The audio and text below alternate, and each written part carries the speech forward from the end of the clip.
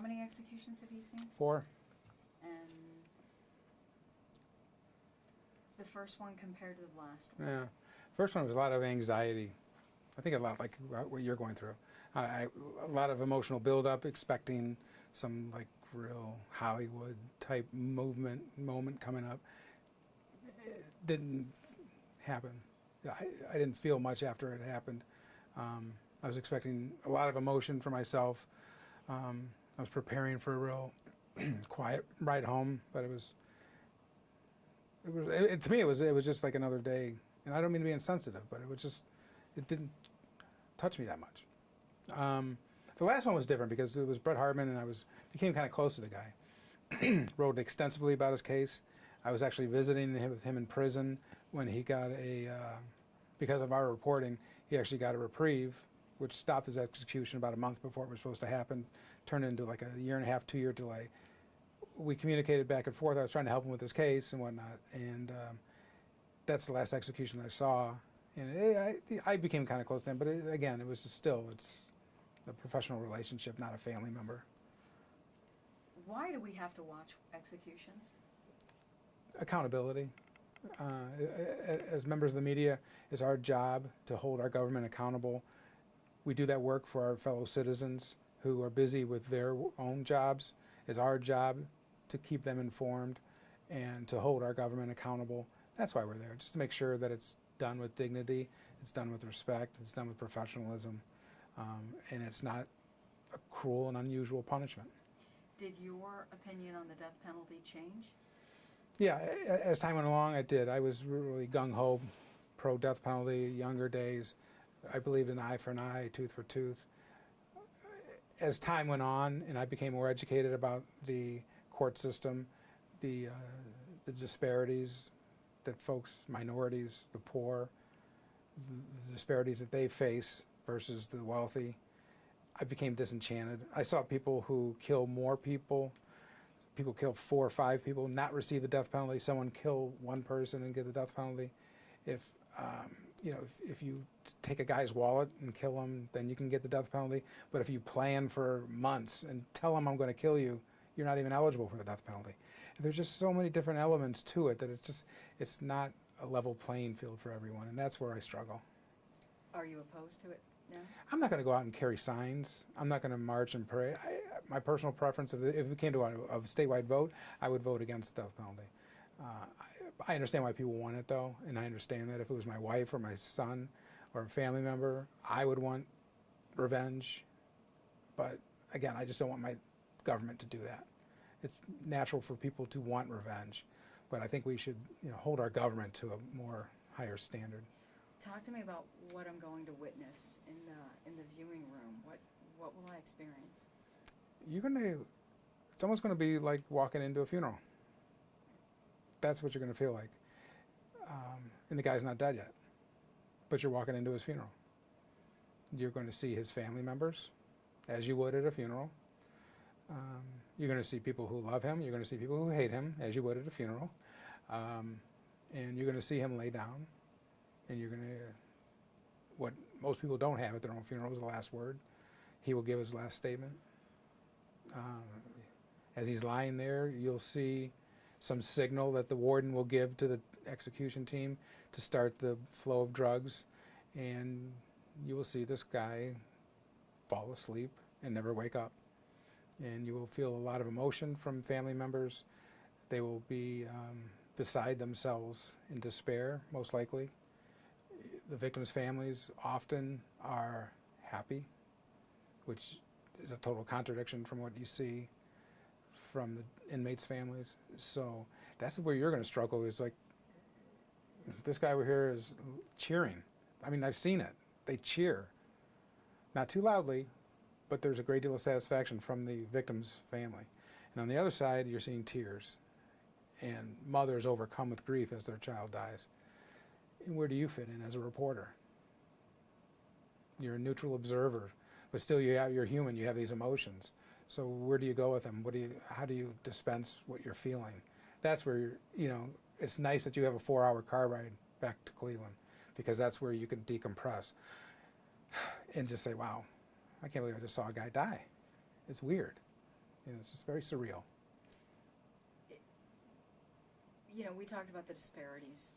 Is the big controversy right now is with the method. You know, we've been using lethal injection as long as I can remember. But the drugs are the issue, and the court says that these drugs are legal and we can proceed. So what's your take on that? I don't know enough about it, but I know that their lawyers are out there, and this is the hot button issue for anti-death penalty people. It's been a hot button issue for years. It was strange because it was back in 2000 when they really started to step up the executions in Ohio. The drug cocktail wasn't really discussed very much. But in the last 5 years now it's become a hot topic because we've seen some botched executions. We've seen inmates who you can't get a needle into their arms for whatever reason. Their veins are collapsing. Then you're seeing drug manufacturers who are increasingly stepping away from providing the tools that our government uses to kill people. So that's what's odd about it now is this becoming the issue of the drugs. And this is kind of like a test run. We don't know what is going to happen. We don't know if this is going to work. We assume that it will because it's worked before, but we don't know how it's going to go with Mr. Phillips. Have you ever seen an execution botched? No, the closest I came to seeing one botched was Richard Cooey, very obese guy, and there was some struggling going on, obviously, to find his veins. And Cooey was kind of an exaggerating kind of guy anyway. He's the one who told the government, one of his defenses was, I'm too fat to execute. And by basically saying, you can't give me a pain-free death because you can't access my veins. So that's the closest. He made some complaints, but generally speaking, no. There was heavy breathing a little bit, but again, one of the drugs they use is to paralyze. So it's difficult to get sort of a real gauge. You mentioned describe for me what happens. You're going to get there early in the morning, and you're going to be in a media room because this is the first one in a while, there's going to be a lot of media attention there from throughout the state and from other media across the country, I believe. Where you're going to be stationed in the media room is usually used as a visitation room. So it's going to be kind of weird. You're going to see little children's books there, children's desks, some toys, because that's where the inmates meet with their family and their children. So you're going to stay there. They're going to prep you. They're going to give you some media updates once in a while. They're going to hand you a pencil, a number 2 pencil, and a legal pad. And you and your fellow witnesses, probably 3 to 6 of you guys, are going to be escorted from the media center outside, down some steps. And to the right, you're going to look to your right, and you're going to see a hearse. You're going to see a black hearse parked there. And you're going to keep walking, and then you're going to go to the death house, which is, I don't know, maybe 1,000 square foot place. It's where the inmate has stayed since the night before the execution. They'll put him in the cell, and he'll be served his last meal there. He'll have access to TV and to phones and family, but that's where he spends his last day, is in that house. You're going to be escorted in quickly, go to your right, and when you get there, you're going to be into a room that has one large glass window and partitions on each side. I think there's 6 chairs over here, 6 chairs over here. This side here is for the victims' families. This side here is for the defendants' families. Reporters are not going to be seated. You guys are going to stand, which is good because you'll want to go to each side. You want to be listening and observing what's going on with the inmates, supporters, and then the same with the victims' families. At one point, there's not a whole lot of warning. There's going to be a TV monitor over to your left where they're going to show you video of the needles being prepped, the heparin, whatever. Yeah, they're going to put those in there, the shunts, I guess. And then he's going to walk into there. He's going to lay down on the gurney. They're going to strap him down. They'll probably close the curtain. They've done that in the past just to prepare him, sit him, lay him down, and then properly strap him down. They're going to open the curtains again, and you're going to see him laying there. And he can look to his left and see you guys.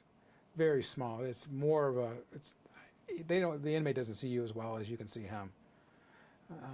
And you cannot hear him. It's almost like a bulletproof glass, soundproof. The warden will give him a microphone or hold it over his mouth if he wants to give a last statement. Sometimes they do, sometimes they don't. Increasingly, they're not giving a last statement. You're going to be taking notes the whole time. It is so quiet, you can hear actually the pencil on paper. It is so solemn and so quiet. Occasionally you'll hear a sniffle or a cry. Family members will be holding hands, bracing, because these people have never seen anyone die like that. This is all new to them. One thing I learned too is that after this last statement, the warden, you want to keep your eye on him because he's going to touch his tie, and that's going to be a signal to the death team to start sending the drugs. And it's going to take 5, 10 minutes, 15 minutes tops from the start to the end. It's usually pretty quick. If it goes beyond 15 minutes, that tells you there's something wrong. But it's usually 10 to 15 minute frame where he'll just simply fall asleep. They'll close the curtain. A coroner will come in, pronounce him dead, tell that to the warden. They'll reopen the curtain. The warden will say, time of death, 10:17 a.m. They'll close the curtain. You will be immediately escorted out of that building, past that same hearse, and then you'll be taken into the media center where you'll debrief and talk and give a news conference to other reporters. And then you'll have to do your story, and then you'll have to drive home. What was that drive home like? It was a decompression, I think. I think that's where you'll find your peace. You'll listen to some music.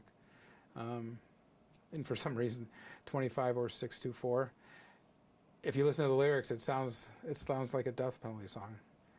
Just do it. But I think that the long ride home really is therapeutic because you can decompress and forget about it and remember that, hey, you don't know this guy, but you just saw what your government did. So that's where the struggle is that, our government does a lot of things we don't agree with, we're not happy with, and this is maybe one of it. From my perspective, a lot of people think the death penalty should apply in all murders. So it's just, if I were you, I'd look forward to the ride home. The protesters outside? Yeah, they will be there. There's a group that's always there. They will be kept at a distance. The media will talk to them. They will not interfere with anything. It's a real serious prison settings. There's no playing around. Those guys are very intent on maintaining security there. So they'll be allowed to protest and carry their signs. The reporters will talk to them and then go away, and nothing changes.